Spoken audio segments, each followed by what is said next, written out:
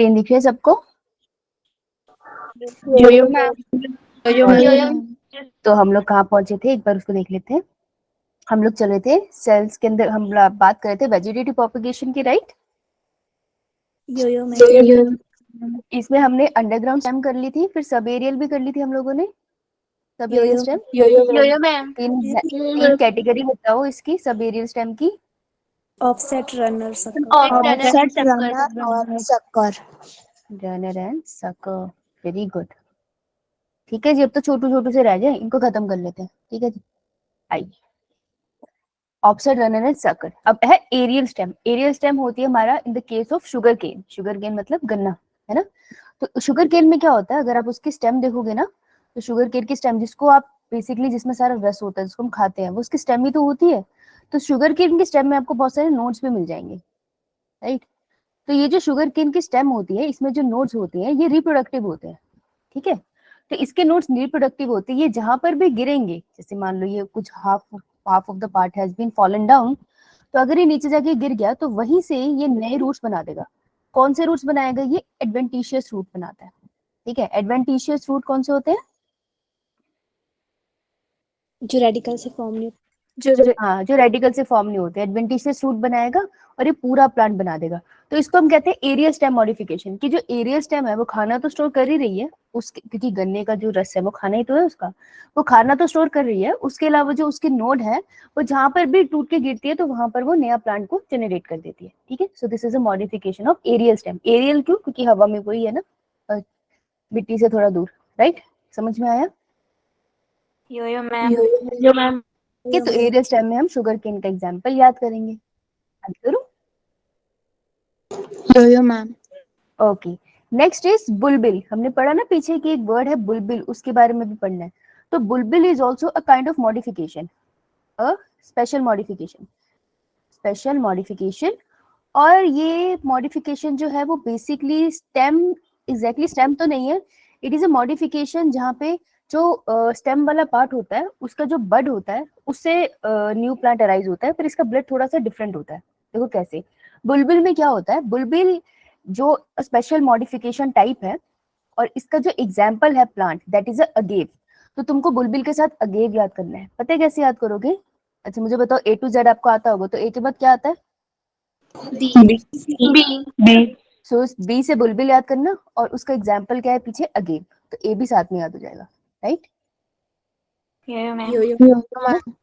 तो अगेव में होता क्या है कि ये उसका प्लांट है, ठीक है? ये छोटा सा प्लांट है उसका, ये प्लांट की स्टेम है, तो ये उसकी स्टेम है।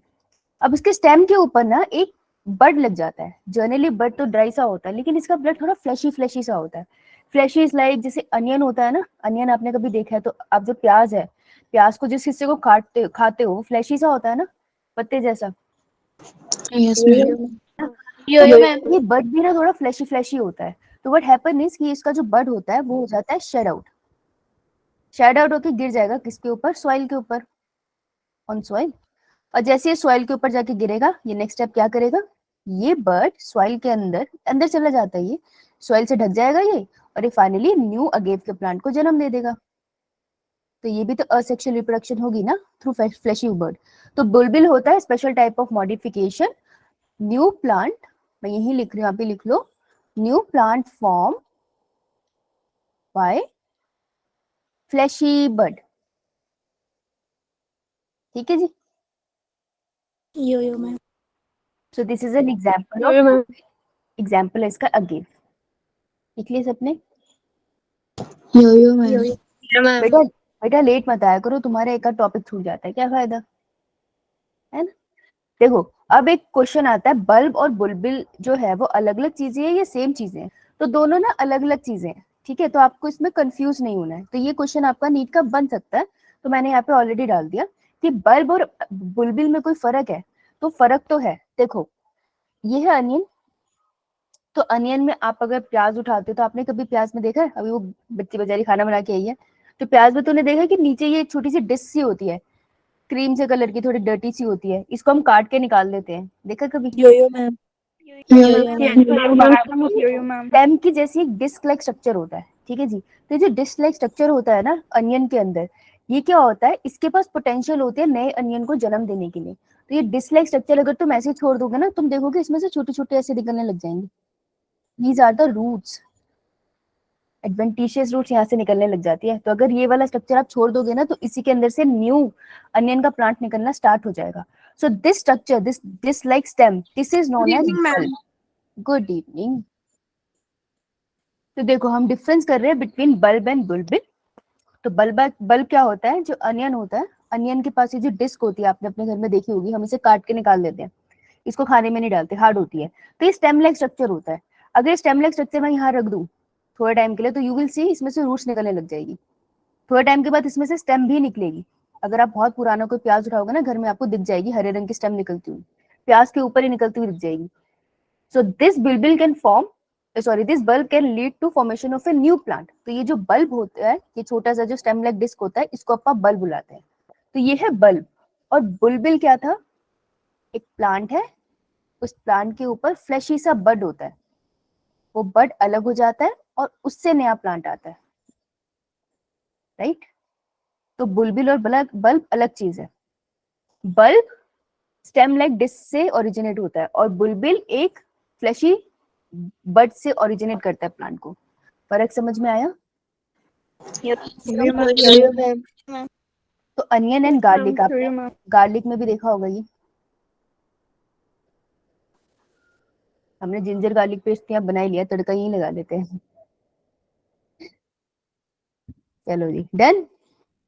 मैम।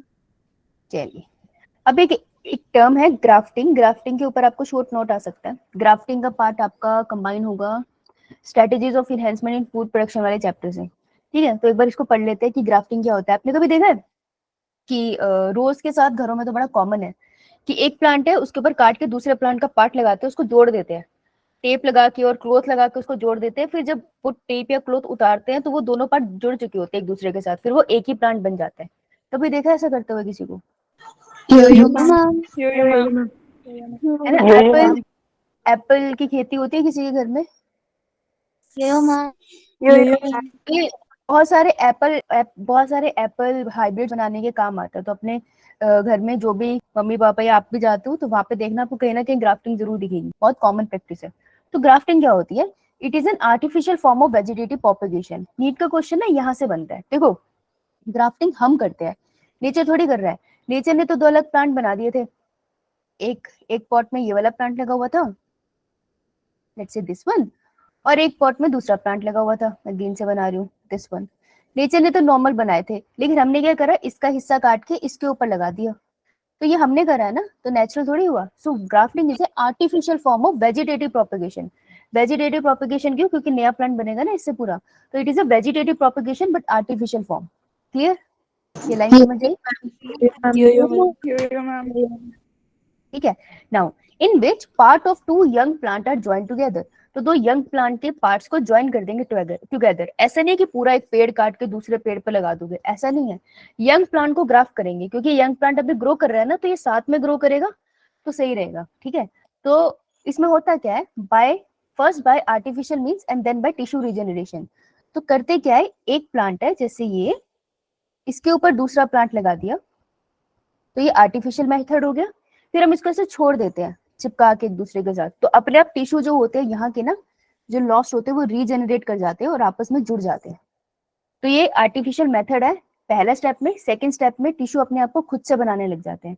जैसे अगर आपको चोट लगती है, जैसे यहाँ पे खरोच आ गई, तो वहां के सेल चले गए, लेकिन थोड़ा टाइम उसको ऐसे छोड़ दो, दोबारा से सेल वापस आ जाते हैं ना, दोबारा से सेल वहां पे डिवाइड होके बन जाते हैं, राइट। तो इस हिस्से में भी ऐसे ही होता है। अब देखो, इसमें याद क्या रखना है। Typically, a twig, a bud is cut from one plant and joined on a rooted plant of a related species or variety. Completely different plant में नहीं होगा, मतलब ग्राफ्टिंग एप्पल से एप्पल में ही करोगे। अगर बहुत डिफरेंट प्लांट में करते हो तो उसके सक्सेस रेट बहुत कम हो जाता है, ठीक है। ऐसे तो कोई भी कुछ भी बना लेगा ना, मान लो एप्पल को मैंगो के साथ ग्राफ्ट करके बना लियो, तो पता नहीं कौन सा फ्रूट बन जाएगा।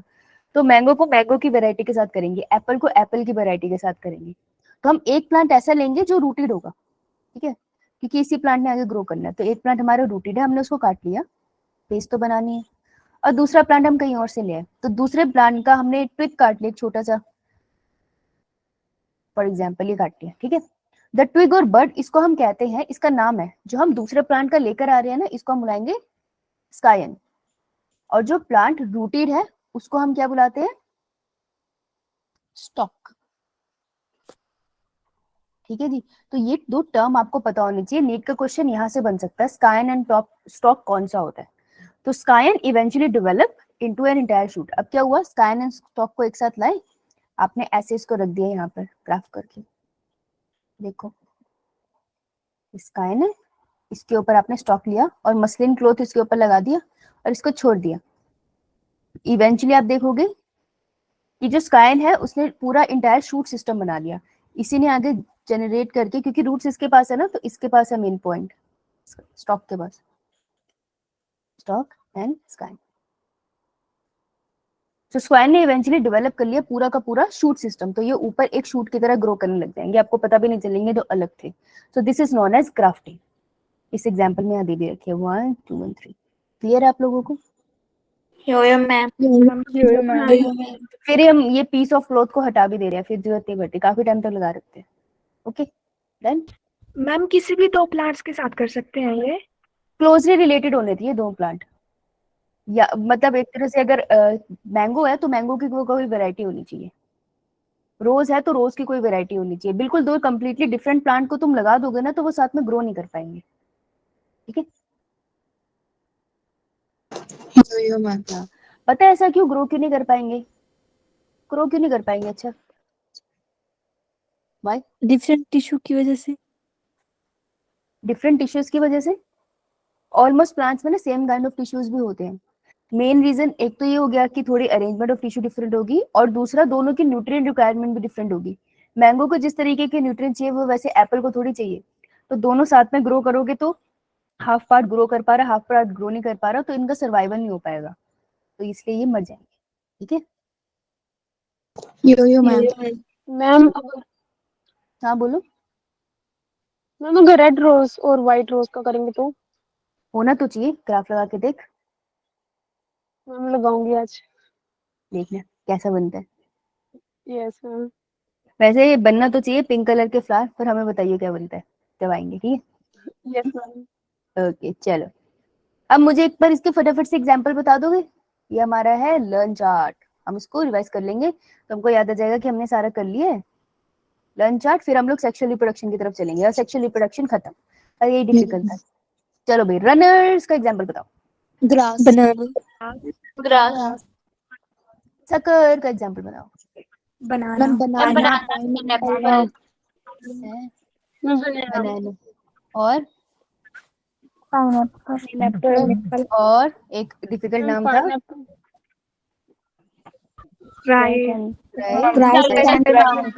Chrysanthemum.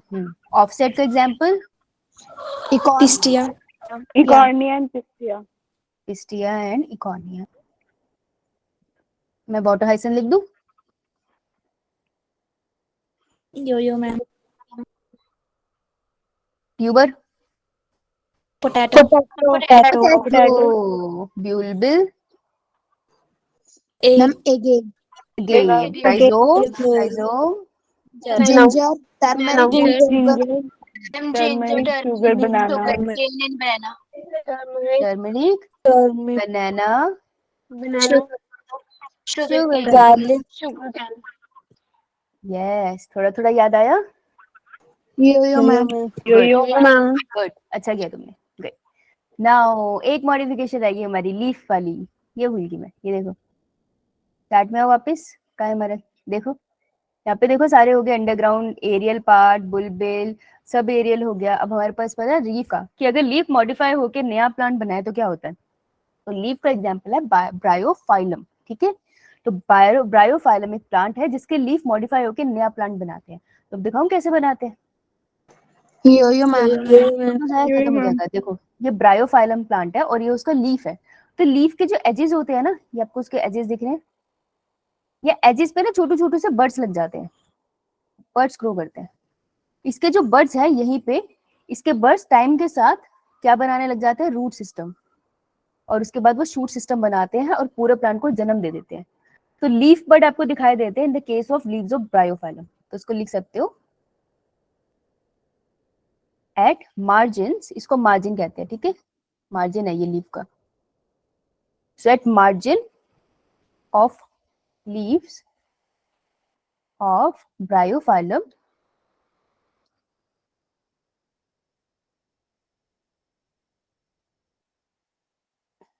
buds form that can give rise to new plant। ये भी तो वेजिटेटिव प्रोपगेशन होगी ना, लेकिन लीफ से हुई है। तो लीफ में तुमने सिर्फ ब्रायोफाइलम पढ़ा है, इसलिए ये बहुत इंपॉर्टेंट है। ओके,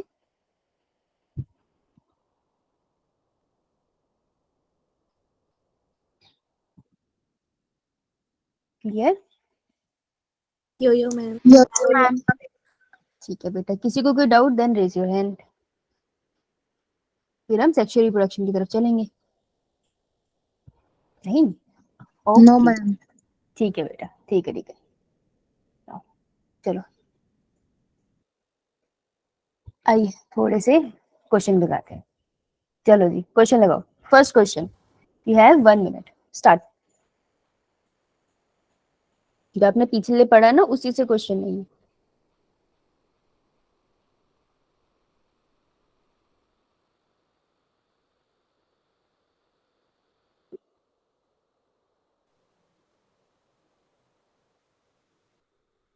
ओके, आंसर आने स्टार्ट हो गया है।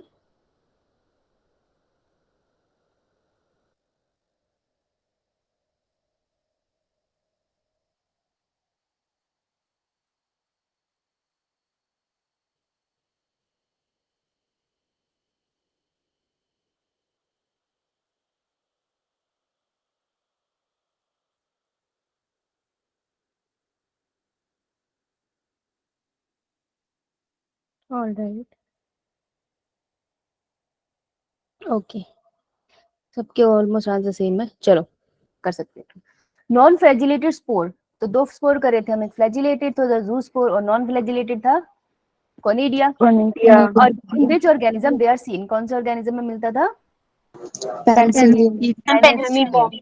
Answer would be a, very good.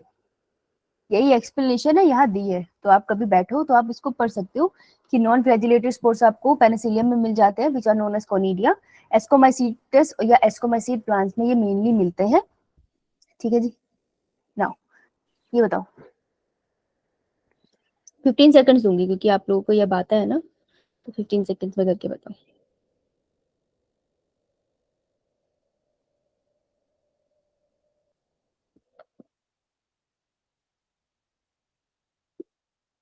Ma'am sorry, पहले डी ये लिखती हूँ।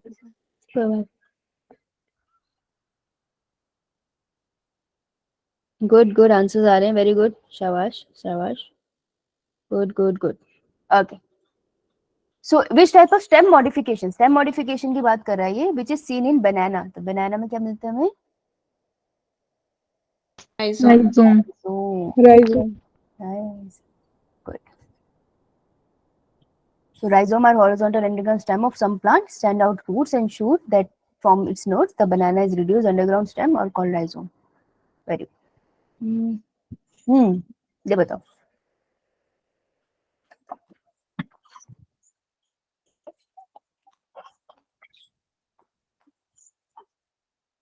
वेरी गुड पारुल, सबसे पहले पारुल ने आंसर किया। Good good good good good. तो अब हमसे क्वेश्चन होने लग गया, right?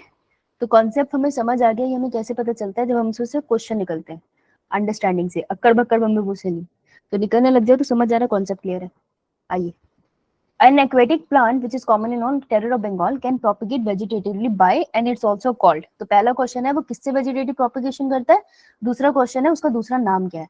So the other name of it is water hyacinth, वो प्रोपगेट करता है ऑफसेट से, so answer would be a. Very good, सही है सबका, गुड, शाबाश। ये बात यहाँ पे निकल रही है। कॉनिया क्रेसिपिस इसका पूरा साइंटिफिक नेम है, ठीक है जी। आइए, Yo-yo, ma'am. ये इनकरेक्ट पेयर ढूंढो। जब भी क्वेश्चन में करेक्ट या इनकरेक्ट लिखा होता है तो हमें सबसे पहले क्या करना होता है? Incorrect को underline करना है. हाँ, very good. Good Parul, good बच्चों. Okay, you know this. हाँ, select the incorrect mate. Bacteria binary fission से रिप्रोड्यूस करता है. Yo-yo, ma'am. Yo-yo, ma'am. Yo-yo, ma'am. इसमें बडिंग होती है. Yo-yo, ma'am. Yo-yo, टोमेटो बनाते हैं, ma'am. स्पोर्स बनते हैं. Yo-yo, ma'am. Yo-yo, ma'am. Malaria बनता है. No, ma'am. No, No, ma'am. हमें ढूंढना था ma'am. इनकरेक्ट. ये रहा हमारा इनकरेक्ट. क्वेश्चन में जाके देख लिया और हो गया. Good. Now try this one. No individual is important except. Good Riya. सबसे पहले आंसर आ गया रिया शर्मा का.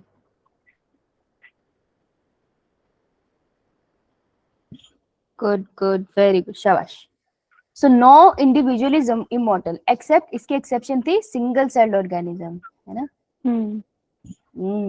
एग्री कर रही है. Answer would be good. सबको डन. Yo-yo, ma'am.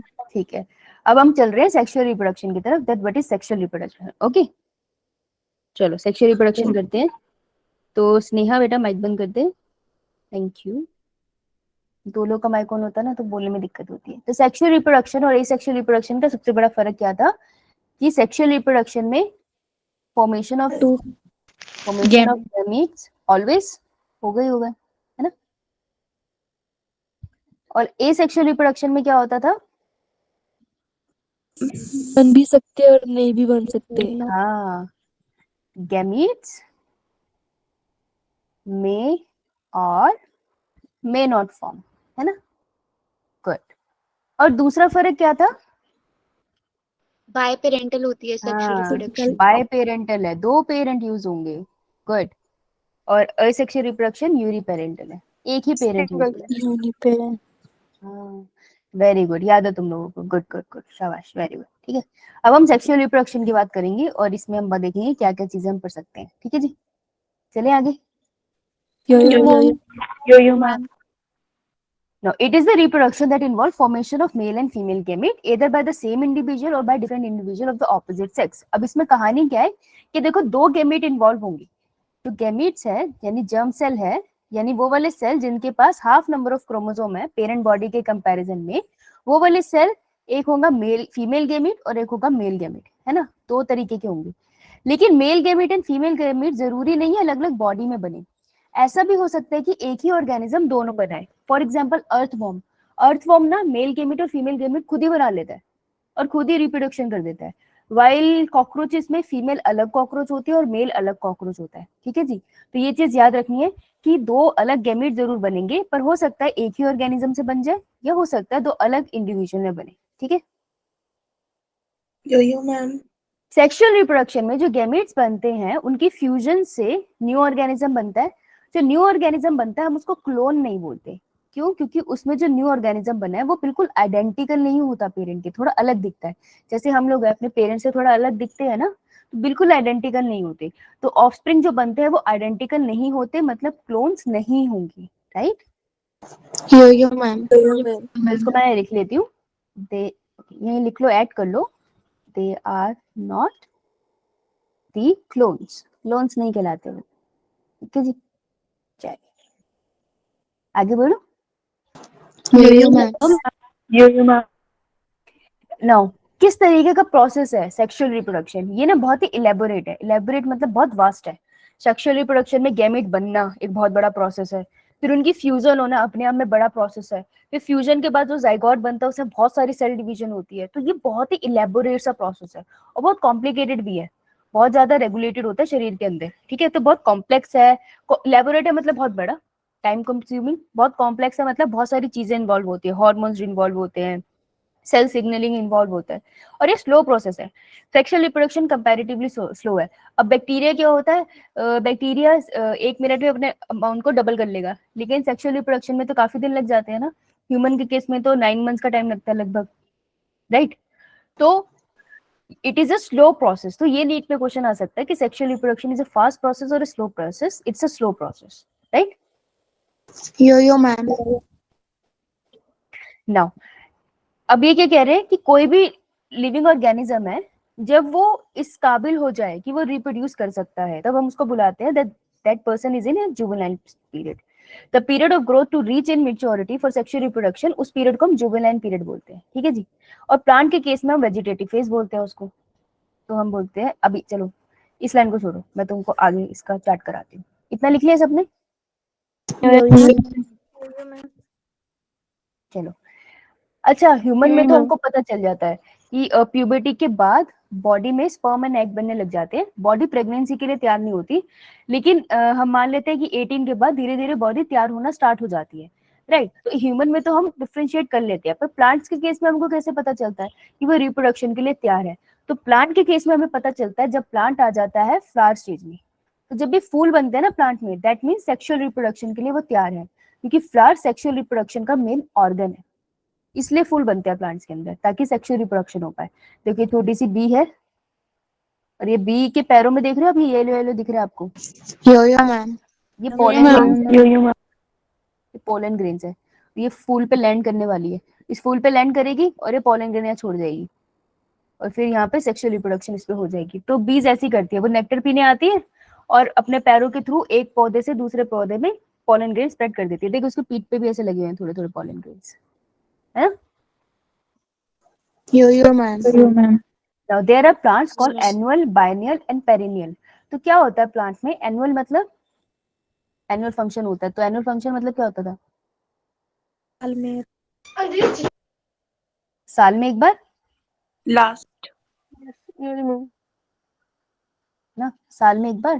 तो देखो एनुअल का मतलब होता है वंस इन अ ईयर, एक साल में एक बार, ठीक है जी। बाई का मतलब होता है टू, तो हाँ, वंस इन 2 years, 2 साल में एक बार। और पेरिनियल होता है वंस इन मेनी ईयर्स। इसका क्या मतलब है कि कुछ प्लांट्स है जो एक साल में एक ही बार फ्लावर करते हैं, कुछ प्लांट्स है जो 2 साल में एक ही बार फ्लावर करते हैं और सेक्सुअल रिप्रोडक्शन है, और कुछ प्लांट है जो बहुत सालों में बस एक ही बार फ्लावर करके रिप्रोडक्शन करते हैं।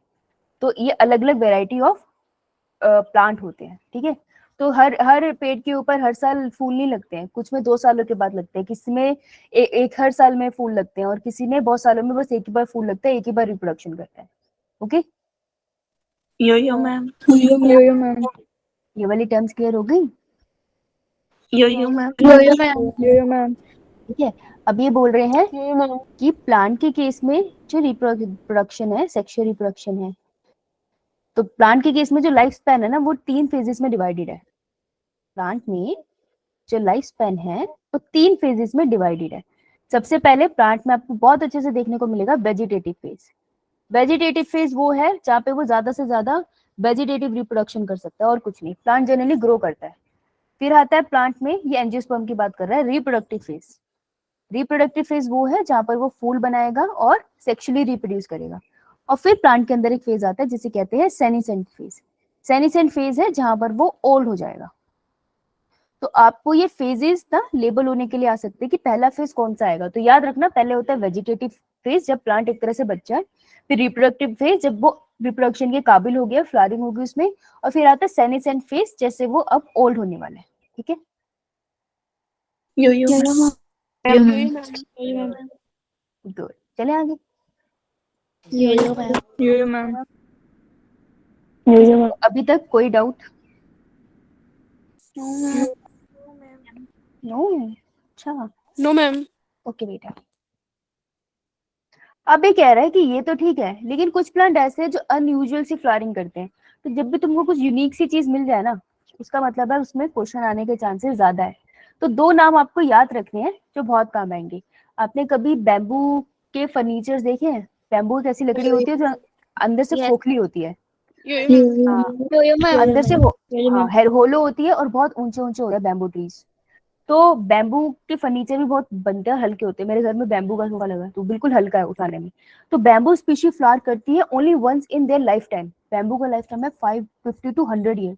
तुम सोच रहे हो 50 से 100 सालों में सिर्फ एक बार रिप्रोड्यूस करती है वो, और प्रोड्यूस करती है ना लार्ज नंबर ऑफ फ्रूट्स, और फिर वो डाई कर जाती है। This is an example of bamboo flower. देख रहे, एक बार होता है, सोचो कितना क्रूशियल टाइम होता होगा ना।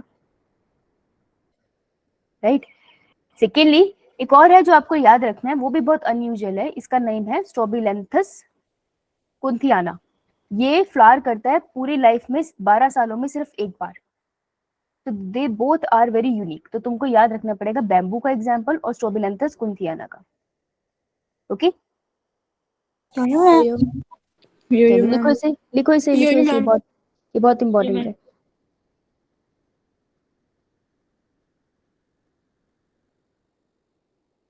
मैम बैम्बू वाला एक बार बताना कि जो बैम्बू है ना उसका लाइफ स्पैन है 50 to 100 ईयर्स का।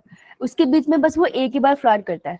तो जब उसका एज थोड़ी आ जाएगी like 50 to like around 70 to 80 years, उस एज में वो एक बार फ्लावर करेगा, फिर ओल्ड हो जाएगा और मर जाएगा।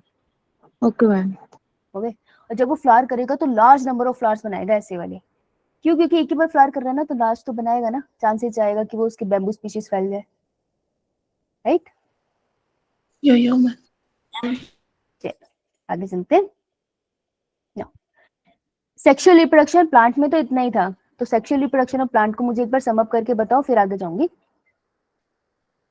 तो सेक्सुअल रिप्रोडक्शन इन प्लांट्स में भी कौन से प्लांट्स में सेक्सुअल रिप्रोडक्शन आपकी बात हो रही है यहाँ पर स्पेसिफिकली?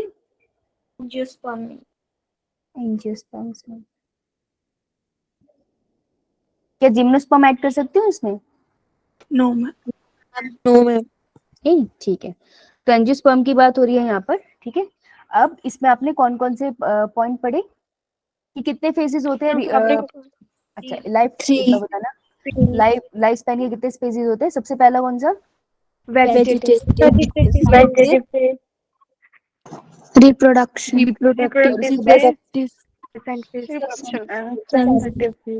सेनीसेंस फेज, सेनीसेंस फेज जिसको कहते हैं ओल्ड एज, सेनीसेंस, ठीक है। ओके। उसके अलावा आपने पढ़ा 2-3 अलग अलग सी टर्म पढ़ी थी, क्या नाम था? एक था bamboo, bamboo. Annual, perennial, annual कितनी बार फ्लावर करता है? साल में एक बार फ्लावर करता है। ठीक है। फिर आपने 2 यूनिक एग्जांपल पढ़े किसी के, एक बैम्बू था और एक दूसरे का नाम क्या था?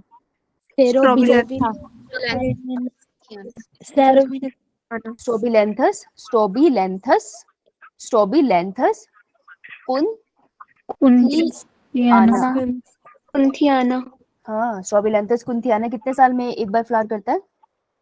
12 और बैम्बू 50 to 100 ईयर में एक बार फ्लावर करता है। गुड। चलिए आगे बढ़े। अब करने वाले हैं हम सेक्सुअल रिप्रोडक्शन इन एनिमल्स, ठीक है। तो ये इजी भी है और इंटरेस्टिंग भी है। अब सेक्सुअल रिप्रोडक्शन और एनिमल्स में सारे एनिमल्स आते हैं, इनवर्टिब्रेट्स भी आते हैं, वर्टिब्रेट्स भी आते हैं, ठीक है जी। तो इनवर्टिब्रेट होते हैं जिनके पास बैकबोन नहीं होती, वर्टिब्रेट जिनके पास बैकबोन होती है ना। तो देखो, in animal juvenile phase is followed by morphological and physiological changes prior to active reproductive phase. तो ये कह रहे हैं कि इंसान के केस में क्या होता है, सबसे पहला फेज आता है जुवेनाइल फेज। फिर जुवेनाइल फेज के बाद एक फेज आता है जहां पे बॉडी में अलग अलग चेंजेस आते हैं, जिसको आप प्यूबर्टी भी एक तरह से कहते हो ना। फिर प्यूबर्टी के एक काम हम ऐसे कह सकते हैं कि प्यूबर्टी जब एंड होने लगती है तब हम एक तरह से कहते हैं कि जो ऑर्गेनिज्म है वो रिप्रोडक्टिव फेज में आ चुका है, अब वो रिप्रोड्यूस कर सकता है, तो इसे हम कहेंगे रिप्रोडक्टिव फेज। और ये एंड हो जाएगा फिर ओल्ड एज में, है ना, ऐसे होता है। यो मैम। अभी जो प्यूबर्टी है ना, यहाँ पर बॉडी में मॉर्फोलॉजिकली अपीयरेंस में चेंज आता है, जैसे फीमेल की बॉडी कर्वी हो जाती है, मेल को थोड़ी थोड़ी बियर्ड आनी स्टार्ट हो जाती है, बॉडी टेढ़ी मेढ़ी से लगती है ना, कहीं से पतले है कहीं से मोटे है। तो वो प्यूबर्टी में ऐसा ही होता है, अभी हार्मोनल चेंज है, सबकी बॉडी वियर्ड दिखती है, दैट इज एब्सोल्युटली नॉर्मल। किसी की बॉडी जल्दी से थोड़ी हैवी हो जाती है, कोई बहुत ही पतले हो जाते हैं, तो वो प्यूबर्टी है, इसमें किसी का कोई दोष नहीं होता और ये बहुत नॉर्मल है। हर किसी की बॉडी अजीब सी लगती है प्यूबर्टी में। फिर आप जब रिप्रोडक्टिव फेज में आते हो अडल्ट लाइफ में, तो सबकी बॉडी एक सेंस में आ जाती है। आफ्टर 25 ईयर्स ना, जब 25 आप क्रॉस करते हो तो आपकी बॉडी अपने आप एक शेप में आ जाती है, ठीक है। फिजियोलॉजिकल चेंजेस भी आते हैं बॉडी के अंदर, जैसे कि मेल के केस में टेस्टिस का साइज इंक्रीज हो जाता है, फीमेल के केस में जो ओवरीज होती है वो बहुत अच्छे से फंक्शन करना स्टार्ट हो जाती है, उसकी मेंस्ट्रुअल साइकिल स्टार्ट हो जाती है, तो फिजियोलॉजिकल पीरियड होता है ये, ठीक है। Bird living in nature lay eggs only seasonally. अब देखो, इसने बीच में एक लाइन डाल दी कि कुछ पॉइंट से बताना चाहता है अलग अलग से। तो ये कुछ बात कर रहा है बर्ड्स की, तो ये बर्ड की बात कर रहा है, ये कह रहा है कि बर्ड जो अंडे देते हैं ना वो सीजनली देती है, हर बर्ड का एक टाइम होता है। तो अंडे देने से पहले आपको वो घोंसला बनाती हुई दिखेगी, तो बर्ड घोंसला बनाना स्टार्ट करते हैं जब उसको अंडे देने होते हैं, ठीक है। लेकिन अगर बर्ड को मैं कैप्टिविटी में रखूं, जैसे पोल्ट्री फार्म में रख लेते हैं, तो उसको हम पूरे साल अंडे देने के लिए मजबूर कर सकते हैं, है ना, करते हैं ना ऐसा। यो मैम ठीक है, इतना पॉइंट लिख लिया सबने। Yo ma'am now females of placental mammal exhibit cyclic changes. अब जो फीमेल्स होती है ना, यहाँ पे अब सिर्फ ह्यूमन की बात होने वाली है बीच में, तो ये फीमेल की बात कर रहे हैं, वो फीमेल जिनकी बॉडी में प्लेसेंटा मिलता है। प्लेसेंटा क्या होता है? मैम उसके थ्रू बच्चे को जोड़ के रखता Connection between baby and mother. And mother. हाँ वो प्लेसेंटा वो स्ट्रक्चर होता है जिसके थ्रू बेबी मदर से खाना ले सकता है और मदर को वेस्ट मटेरियल दे सकता है, ठीक है। ये रहा बेबी, क्या बना रही हूँ मैं, बेबी छोटू सा, ये रहा हमारा छोटा सा बच्चा, है ना। लेकिन बेबी प्लेसेंटा से किसके थ्रू जुड़ा होता है? एम्बिलिकल कॉर्ड, है ना। तो एम्बिलिकल कॉर्ड है ना जिसके थ्रू बेबी और प्लेसेंटा आधा मदर बनाती है और आधा बेबी की बॉडी बनाती है। तो बेबी प्लेसेंटा से जुड़ा होता है एम्बिलिकल कॉर्ड के थ्रू, ठीक है। और प्लेसेंटा मदर और बेबी दोनों मिलके बनाते हैं, जिसके थ्रू बेबी मदर के साथ एक्सचेंज ऑफ मटेरियल कर सकता है, समझे। अब जिसमें भी ये प्लेसेंटा बनता है उसकी बॉडी में साइक्लिक चेंजेस होते हैं इन द ओवरी, यानी कि ह्यूमन की बॉडी में बनता है तो हमारी बॉडी में भी साइक्लिक चेंजेस होते हैं ओवरी के अंदर, हर महीने होते हैं, ठीक है। वो क्यों होते हैं? हार्मोन्स की वजह से। सो साइक्लिक चेंजेस जो नॉन प्राइमेट्स के अंदर होते हैं, नॉन प्राइमेट्स के एग्जांपल होता है जैसे cow, sheep, rat, deer, dog, tiger, इन सब के अंदर। तो ये साइक्लिक चेंजेस का नाम है एस्ट्रस साइकिल, एस्ट्रस साइकिल कहते हैं हम इसको, ओ साइलेंट होता है। तो एस्ट्रस साइकिल्स आपको नॉन प्राइमेट्स में देखने को मिलेगी। इनमें क्या होता है? हार्मोन का लेवल ऊपर नीचे होता है पर कोई ब्लीडिंग नहीं होती। इन the case of primates like monkeys and apps and humans, हमारे में जो होती है साइकिल वो होती है मेंस्ट्रुअल साइकिल। तो मेंस्ट्रुअल साइकिल होती है महीने के आपको एक पॉइंट पे वेजाइना के थ्रू ब्लीडिंग दिखाई देती है, राइट। तो हार्मोन चेंजेस की वजह से वो होती है। जो मेंस्ट्रुअल साइकिल हम ह्यूमन रिप्रोडक्शन में अच्छे से पढ़ेंगे तो वो डिटेल में जाएंगे। बस ये याद रखना कि सेम चीज मंकीज के साथ भी होती है और एप्स के साथ भी होती है। उनके केस में ब्लड का अमाउंट बहुत कम होता है, लेकिन जो नॉन प्राइमेट है जैसे डॉग है उनके केस में ब्लीडिंग नहीं होती, लेकिन उनकी भी ओवरी में हमारे जैसे चेंजेस होते हैं। तो बेसिकली डॉग की बॉडी में भी प्लेसेंटा बनता है, और सोचो मंकीज की बॉडी में भी प्लेसेंटा बनता है और हमारी बॉडी में भी प्लेसेंटा मिलता है। तो हम कितने सेम है ना एक दूसरे के, है ना। चलो लिख लिया इतना। यो मैम यो मैम 7 o'clock तक क्लास है ना। यो मैम यो मैम ये कैसे देख रहे हैं हमें, तुम तो स्टाइल से क्यूट सी काऊ है, ये हमारी प्यारी सी शीप है, कितने ध्यान से देख रहे हो, पढ़ रहे हो तुम। और ये हमारा डायग्राम है ओवरी का, इसको इतना डिटेल में जाने की अभी यहाँ कोई जरूरत नहीं है, बस एक देख लो, ये ह्यूमन ओवरी है। यहाँ पे जब आएगा ना ये चैप्टर तब कराऊंगे अच्छे से, अभी क्यों परेशान होना है। चलो जी क्वेश्चन कर ले थोड़े से। चलो 2018 का नीट का क्वेश्चन लगाओ। देखो क्वेश्चन इससे आ जाते हैं एक आध, तो वो जो क्वेश्चन आते हैं वो यहाँ पे डाल दिए। मैम ए चैट बॉक्स में लिखना होता है, बताना होता है। कूटू में तुझे है, सॉरी मैम ऐसे कैसे माफ कर दूं मैं तुझे। चल डांस करके दिखा।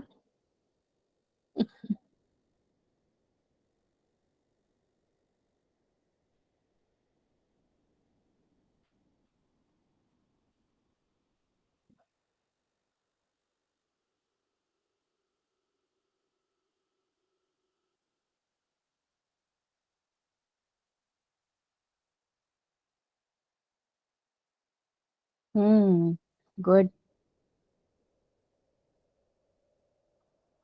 क्यों भाई साहब इतने कम आंसर क्यों? अच्छा आगे ma'am.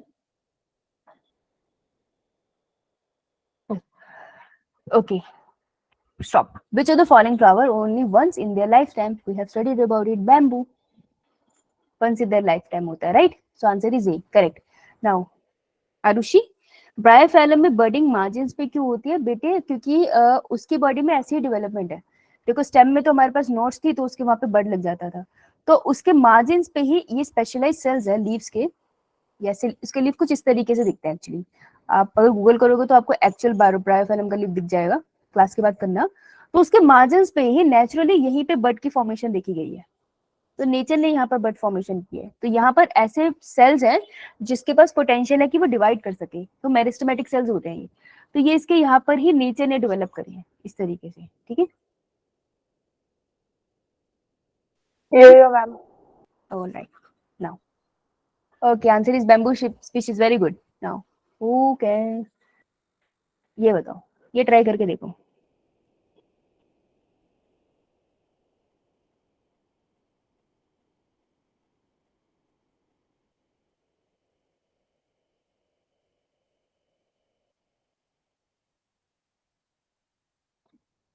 Try this one, question number 2। कोई बात नहीं विशाल, लेट हो गया, यस मैम। चल कोई ना।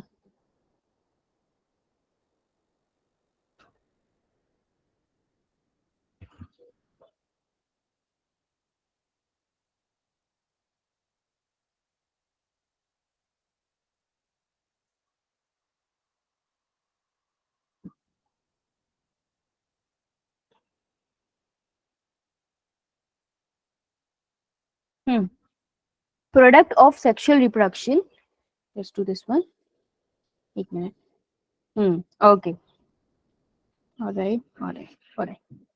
Product of sexual reproduction generally generates. अब ये क्वेश्चन पूछ रहा है कि सेक्सुअल रिप्रोडक्शन से जनरली क्या बनता है, ऑफस्प्रिंग बनते हैं, किस तरीके की। Longer viability of the seeds, sexual reproduction की वजह से longer viability of the seed होती है, मतलब ज्यादा टाइम के लिए वो जिंदा रहते हैं। ऐसा नहीं है, जो सीड होते हैं वो डॉर्मेंसी में होते हैं, उनकी प्रोटेक्टिव कवरिंग उसको वायबल बनाती है, तो सेक्सुअल रिप्रोडक्शन का रूल नहीं है उसमें। प्रोलॉन्ग डॉर्मेंसी, सेक्सुअल रिप्रोडक्शन की वजह से कोई सीड डॉर्मेंट रहता है, ऐसा नहीं है। वो तो उसके अंदर सिग्नलिंग इस तरीके से, सेक्सुअल रिप्रोडक्शन की वजह से सीड फॉर्म होता है। अब उसके क्या क्या फीचर है वो उसके जीन्स पे डिपेंड करता है। तो प्लांट के जो डीएनए उसने डिसाइड किया ना, इसमें सेक्सुअल रिप्रोडक्शन क्या करे। New genetic combination leading to variation होता है, ऐसा होता है। Yes, ma'am. अगर आपने मियोसिस पढ़ा होगा ना, तो वहां पर ये बताते हैं कि जब भी एक स्पर्म, ह्यूमन का एग्जांपल ले रही हूँ, और एक एग फ्यूज करता है तो क्या बनता है, जाइगोट। जाइगोट के पास, ये देखो मैं डीएनए बना रही हूँ दोनों का, जाइगोट के पास एक स्ट्रैंड आता है मम्मी के डीएनए का और एक स्ट्रैंड आता है पापा के डीएनए का, है ना। और इसका कुछ पार्ट होता है डीएनए का जो बिल्कुल नया होता है, ना मम्मी के पास था ना पापा के पास था, ये येलो से बनाया है, ठीक है। तो इस वजह से जो जाइगोट से अब न्यू बेबी बनेगा, like for example new kid, ये बच्चा बन गया हमारा, चिंटू बन गया हमारा। तो जो हमारा चिंटू बना ना, उसके पास कुछ फीचर मम्मी जैसे, कुछ जैसे पापा जैसे, और कुछ फीचर इसके अपने यूनिक है। तो जो न्यू यूनिक फीचर आए हैं इसको हम कहते हैं वेरिएशन।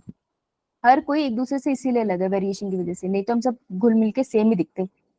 तो वेरिएशन क्यों आता है, बिकॉज ऑफ सेक्सुअल रिप्रोडक्शन, ठीक है। अगर वेरिएशन ना होता तो फिर हम सब एक जैसे दिखाई देते। तो स्पर्म और एग की फॉर्मेशन के टाइम पे ये वेरिएशन उनमें डाल दिए जाते हैं। तो sexual reproduction leads to variation, ये है सही आंसर, ठीक है। जब मियोसिस एक साथ करेंगे तो शायद ज्यादा अच्छे से समझ आएगा। अभी थोड़ा सा रिकॉल हुआ मियोसिस का पार्ट, Ma'am. थोड़ा ना इसके लिए पूरा मियोसिस करना पड़ेगा 11th वाला, तो जब फुल चैप्टर करेंगे तो ज्यादा अच्छा होगा। अभी के लिए याद रख लेना कि दो चीजें याद रखनी है तुमको, कि ए सेक्सुअल रिप्रोडक्शन में क्या होता है, क्लोन्स बनते हैं। क्लोन्स बनेंगे, वही लिख लो। सो क्लोन्स बनेंगे, दैट मीन्स नो वेरिएशन, कोई वेरिएशन नहीं है, सब सेम दिखते हैं, कोई चेंज ही नहीं है। लेकिन सेक्सुअल रिप्रोडक्शन में क्या होता है, क्लोन्स नहीं बनते, नो क्लोन्स फॉर्म। तो आपको दिखाई क्या देती है, वेरिएशन। हर इंडिविजुअल एक दूसरे से अलग दिखता है, ठीक है जी। Hello ma'am. ये दो पॉइंट्स बहुत है आपको नीट का क्वेश्चन लगाने के लिए। आइए नेक्स्ट पे चलते हैं। अच्छा ये लिख लिया सबने, यही डेफिनेशन है लिखिए, चाहे रीड कर लेना एक बार। नेक्स्ट क्वेश्चन लगाते हैं, अब तो बता सकते हो।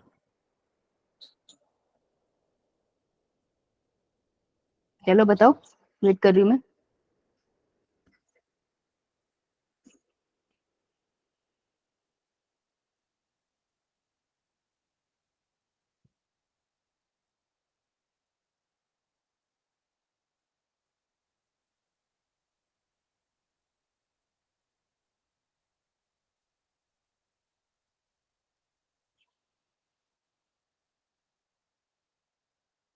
ओके, बहुत सारे बच्चे सही सही आंसर्स पे आ गए, गुड।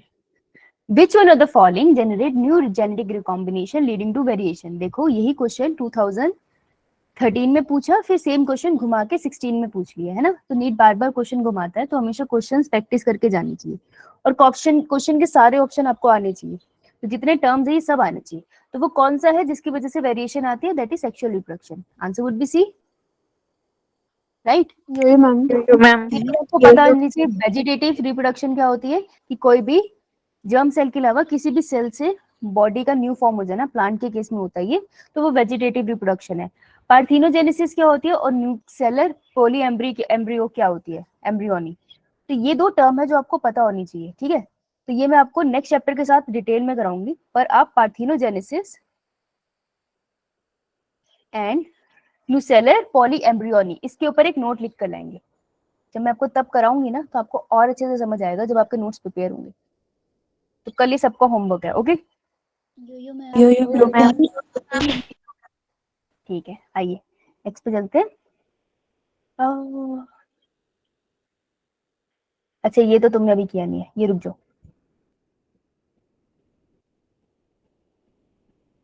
हाँ ये वाला बताओ।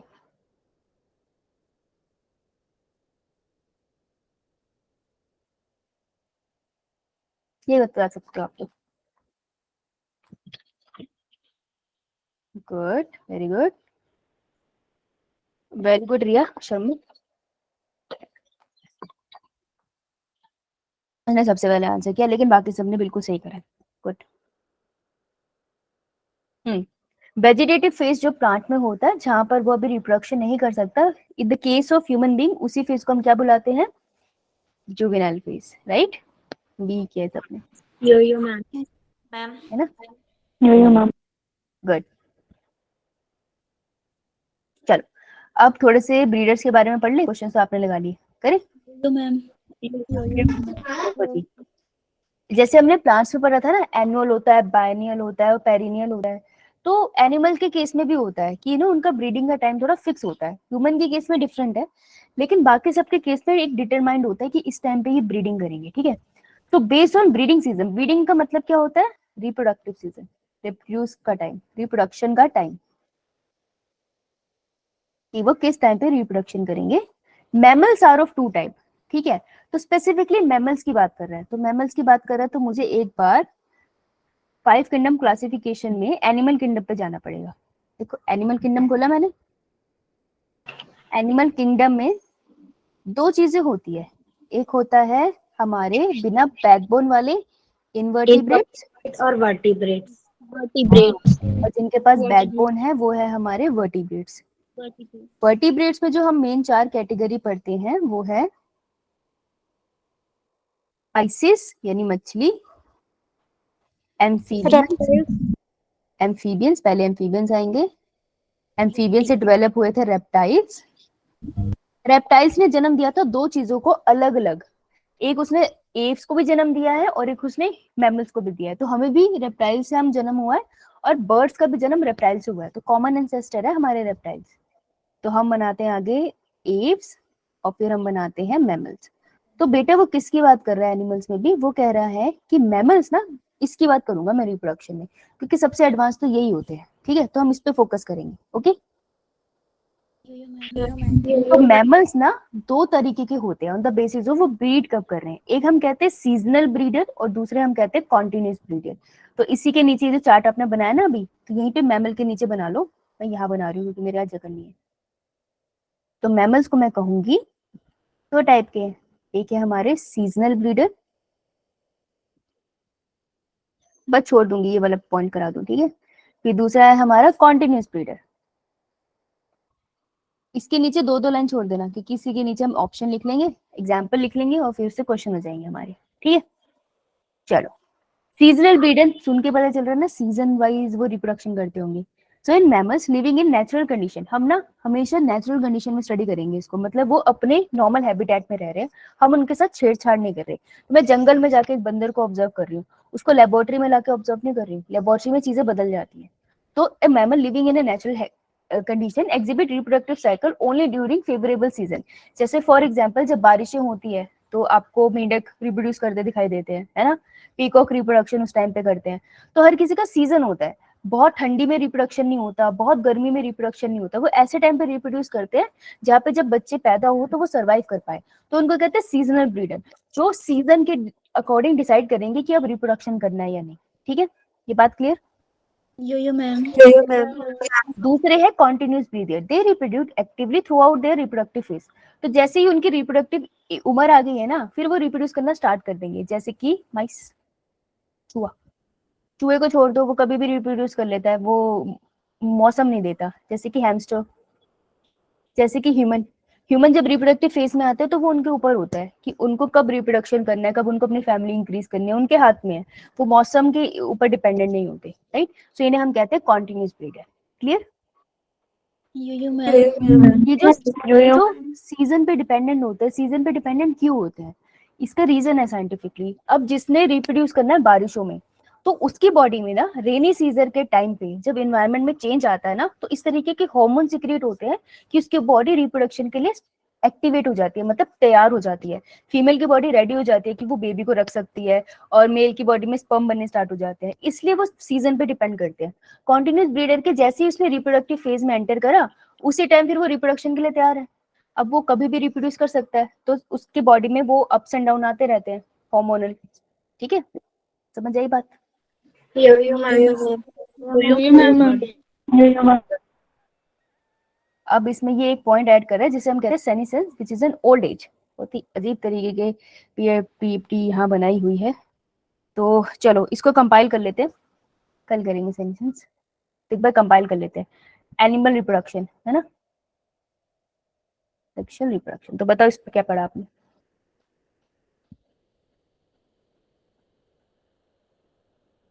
एनिमल की लाइफ में, लाइफ साइकिल में कौन कौन से फेजेस पढ़े आपने, सीक्वेंस में बताओ। juvenile phase, productive phase, old age. Okay, सबसे पहले juvenile phase, followed by puberty. जब प्यूबर्टी वो फेज है जहाँ पे मॉर्फोलॉजिकल और फिजियोलॉजिकल चेंजेस आएंगे। फिर आती है हमारी रिप्रोडक्टिव फेज, और उसके बाद Old age. ओल्ड एज को senescence. Good good good good, ठीक है। इनके केस में दो कंडीशंस होती है, एक होते हैं प्राइमेट्स और एक होते हैं नॉन प्राइमेट्स। प्राइमेट जैसे हम, नॉन प्राइमेट्स तो इनकी ओवरी में साइकिल होती है ना, फीमेल के केस में। तो नॉन प्राइमेट की साइकिल्स को क्या कहते हैं ओवरी में, Oestrus. Ostrich. Estrus cycle. Estrus is, O is silent, Estrus. Estrus cycle, ठीक है। और प्राइमेट्स के केस में menstrual cycle. Cycle. Breeding, mammals में दो तरीके के ब्रीडर्स होते हैं मैमल्स में, ठीक है जी। एक को बोलते हैं हम Season. और दूसरे को बोलते हैं हम Continuous breeding. जी, डन, राइट। चलो जी, इसी के साथ किसी को कोई डाउट तो बताइए। Ma'am. No, ma'am. No ma'am. Okay बेटा, तो फिर हम लोग मिलेंगे हम नेक्स्ट क्लास में। तो मैं आपके साथ